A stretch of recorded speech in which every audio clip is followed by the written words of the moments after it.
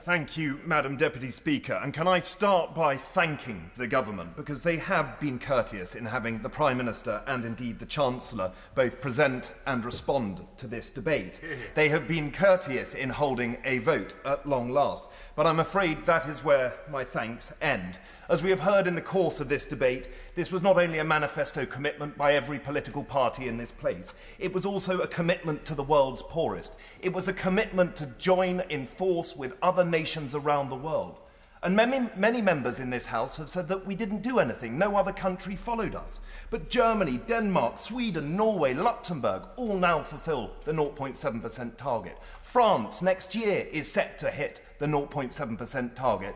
The United States of America has uplifted its spending by $16 billion. And we say that we didn't have influence, Madam Deputy Speaker. Well, I beg to differ.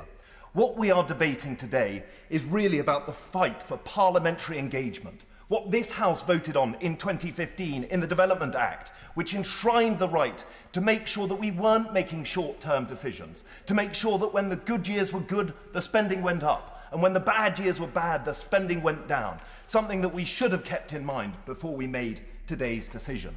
Instead, Madam Deputy Speaker, what we have been offered is a mirage. What looks like a compromise is something that will never be reached. It is an issue that, despite the arbiters of the OBR, the spending decisions will still be made by the Treasury. And this announcement comes before a spending review. So we don't know how much is going to be spent on social care, on health, on education. We don't know what the financial commitments will be of the government in the years to come. And therefore we are being led down the garden path. And for that, Madam Deputy Speaker, I am appalled. Like Gordon Brown's checklist to join the euro, we will never meet these targets. Madam Deputy Speaker, this is a short-termist approach. I have seen the value, as has many of members in this House, of what we spend in foreign aid, whether it is women's education, whether it is on AIDS programmes, whether it is de-radicalisation, whether it is on climate change. I believe passionately that the UK leads by example in these areas.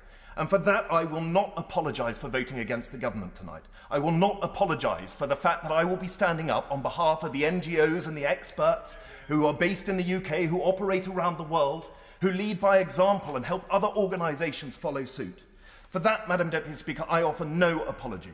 But I remind members of this House that we make an extraordinary impact in the world.